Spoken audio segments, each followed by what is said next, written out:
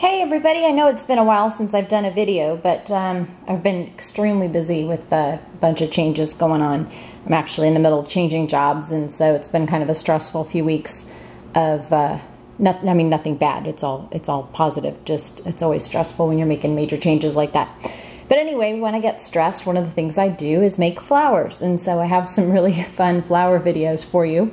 Let me start with this one that's really, I think, a technique that's been shown a lot on YouTube, so I won't go too far into the technique, but I'll just kind of show you where I took it. So I had two objectives with these flowers. One is I wanted to make flowers that were flat enough that I could use them in cards.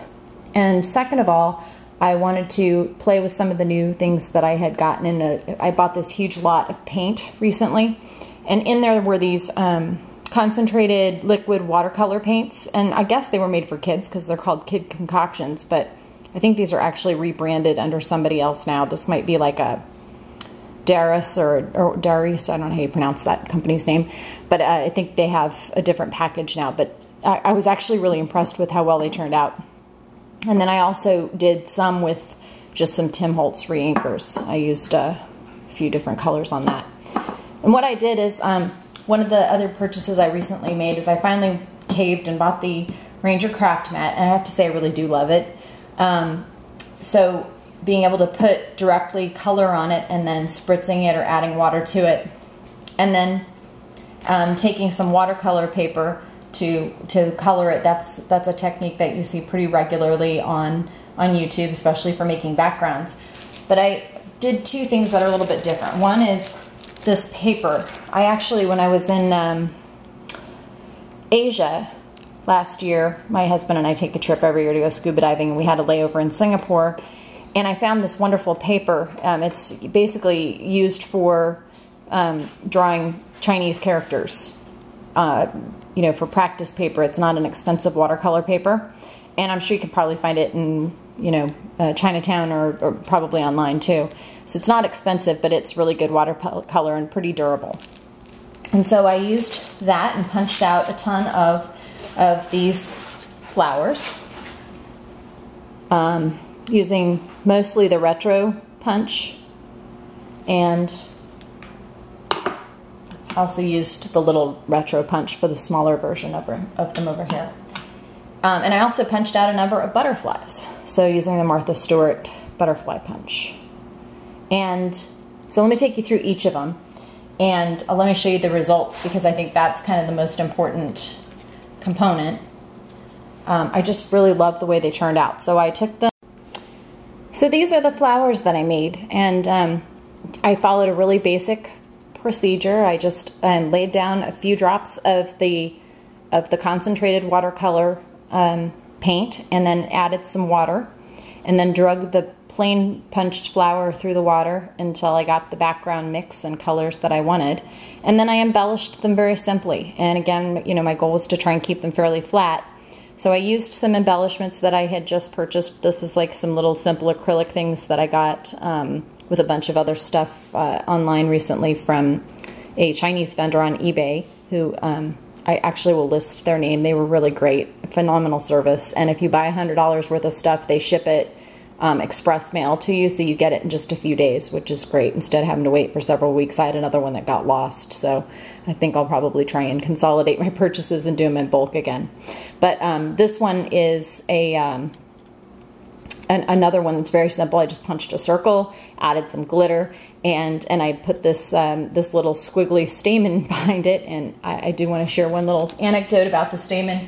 So I've had this stupid punch, and I'm sorry to rip on Fiskars here, but I have had this stupid punch forever. I had absolutely no idea what you're supposed to do with it, and was bound and determined to find a purpose for it, because I had actually gotten rid of it and then bought a lot of used punches on eBay, and it was one of the used punches that came in the lot, and so I got it right back again. So it was obviously a different one, but I can't seem to totally get rid of it, so I figured I might as well find a reason for it.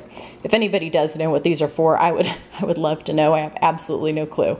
But it turns out that it makes a beautiful stamen. So here's the other example of that. Two other center embellishments on the little flowers. I don't think I mentioned the part that after I colored the paper, I obviously stamped all of these. And I used a number of different stamps. I think I used everything from Inkadinkado to Fiskars and some Tim Holtz stamps as well. So a little bit of everything. This is another one of those embellishments that I got from the eBay vendor in my pack from China. These are really wonderful little filigree centers, and they literally cost just a few cents each. I think maybe less than 5 cents each if you buy them in bulk. So can't do worse than that. And again, one of these little Fiskars punches for the kind of stamen-looking things in the center.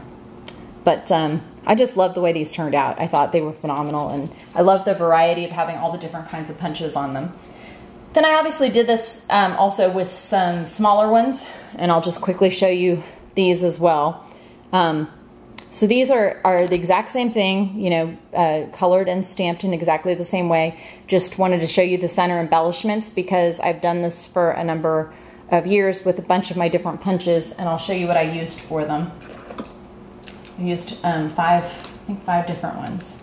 And obviously use what you have, but here's what I had, and here's how I used them. So these are the punches that went in the center of my little flowers. Let me show you these two. So these very simple, just a little rhinestone and what I call a sun punch, and then a little rounded flower punch with a baby half pearl. And then this is probably my favorite, and it's probably the most unlikely of them as well. You won't recognize the punch necessarily because it doesn't look anything like it, but it's actually this punch that made it.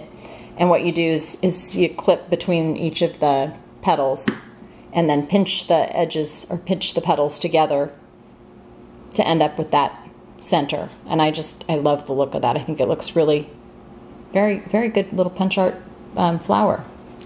And then obviously added a half pearl to that. So that is it for the flowers. And then I did a very similar process with my little butterflies. Now I used my, Martha Stewart. I actually just got this recently too. I've been wanting it for a long time. I finally bit the bullet because really it is kind of the best looking punch for butterfly. I love the fact that it's open with kind of a filigree look to it out of paper. And what I did with these is very much the same thing, except that I used a little bit softer colors. So I used mainly the, the Tim Holtz reinkers for this. And again, drug the punched watercolor paper through the liquid on the craft mat. And then I actually used some of this Lumiere paint. This is called metallic rust, but it's actually a pretty accurate color here on film. It's quite brown. It looks like a metallic or a pearlescent brown. It's a beautiful color actually. And so I used that in just a little paint squiggle down the middle to finish them off with the look of a little body, and then used a clear liquid with just some mica powder, mixed into it. So a spritz spray that has no real color to it. It's just to add the shimmer. A shimmer spray, the homemade one, to add a little bit of shimmer to them. And instead, I was planning to emboss them because I usually do, but actually I really like the way they are, just simple and shimmery and cute with all the different colors. And I mean, you really did get a huge variety, and I love the transition between, the wings. You have really a nice mix of colors from one end to the other. So that is my butterfly. Had a lot of fun with the watercolors, and so stay tuned. I have more paints that I'm going to be playing with and plenty of flowers because, as I said, it's been kind of a stressful few days. But anyway, thanks very much for your patience while I in between videos here, but look forward to your feedback. And if you guys do anything with these, please do let me know. I'd love to see what you create.